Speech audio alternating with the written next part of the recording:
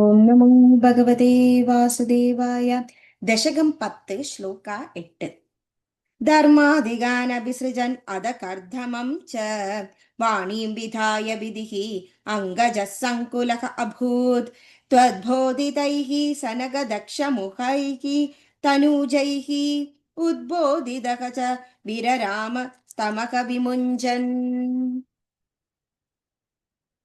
ധർമാധികൻ ധർമ്മദേവൻ, അഭിസൃജൻ സൃഷ്ടിച്ചിരിക്കുന്നത്, അധ അനന്തരം, കർദമം കർദമ പ്രജാപതി, ച കൂടി, വാണീം സരസ്വതി, വിധായ സൃഷ്ടിച്ചപ്പോൾ, വിധിഹി ബ്രഹ്മാവ്, അംഗജ കാമദേവൻ, അങ്കുലക ചുറ്റപ്പെട്ട്, അഭൂത് പരവശനായി, ത്വത് ഭഗവാന്റെ ബോധിതൈഹി പ്രേരണയാൽ, സനക സനകൻ, ദക്ഷൻ ദക്ഷൻ, മുഖൈഹി മുഖത്തു നിന്നും, തനൂജൈഹി മക്കളാൽ, ഉദ്ബോധിതക ഓർമ്മപ്പെടുത്തിയതുകൂടി, വിരരാമ പിന്മാറി, തമക അജ്ഞാനം കൈവിടിഞ്ഞ്, വിമുഞ്ചൻ ബ്രഹ്മാവ്.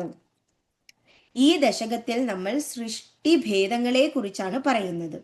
അങ്ങനെ ഇവിടെ നമ്മൾ ബ്രഹ്മാവ് ഓരോ സൃഷ്ടികർമ്മങ്ങൾ നടത്തുന്നു. അതായത് മഹത്തായ സപ്ത ഋഷികളെ സൃഷ്ടിക്കുകയും അതിനുശേഷം നമ്മുടെ വസിഷ്ഠമുനി, ദക്ഷൻ, ശ്രീനാരദൻ, അങ്ങനെ എല്ലാരെയും ഓരോരോ പടിയായി ഭഗവാന്റെ പ്രേരണയാൽ സൃഷ്ടിക്കുകയും ചെയ്തു.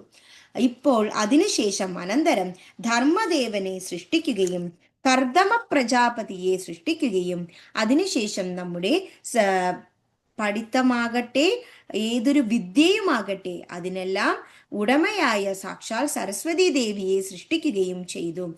ആ സമയത്ത് കാമദേവന്റെ ചുറ്റപ്പെട്ട പരവശനായി തീർന്ന ആ ബ്രഹ്മാവ് ഭഗവാന്റെ ആ ഒരു സൃഷ്ടിയുടെ പ്രേരണയാൽ ഒരു മനസ്സിൽ ആ ഒരു വികാരം തോന്നുകയും അപ്പോൾ തന്നെ സനകൻ, ദക്ഷൻ എന്നിവ കൂടിയ തൻ്റെ മക്കളാൽ ആ ഒരു ഓർമ്മപ്പെടുത്തൽ ഉണ്ടായിക്കൊണ്ട് അജ്ഞാനത്തെ കൈവെടിഞ്ഞ് അതിൽ നിന്നും പിന്മാറുകയും ആ വികാരത്തിൽ നിന്നും വിമുക്തനായി തീർന്നു ബ്രഹ്മാവ്. ഇതാണ് ഈ ശ്ലോകത്തിന്റെ വിശദീകരണം. ധർമാധികാനഭിസൃജന്നത കർദമം ച വാണീം വിധായ വിധിരംഗജ സങ്കുലോഭൂത് ത്വദ്ബോധിതൈ സനകദക്ഷമുഖൈസ്തനൂജൈഃ ഉദ്ബോധിതശ്ച വിരരാമ തമോ വിമുഞ്ചൻ. ശ്രീകരേ നമഃ ശ്രീകരേ നമഃ. ഗോപികാ ജീവനസ്മരണം ഗോവിന്ദ ഗോവിന്ദ. നാരായണ അഖില ഗുരോ ഭഗവൻ നമസ്തേ. Thank you.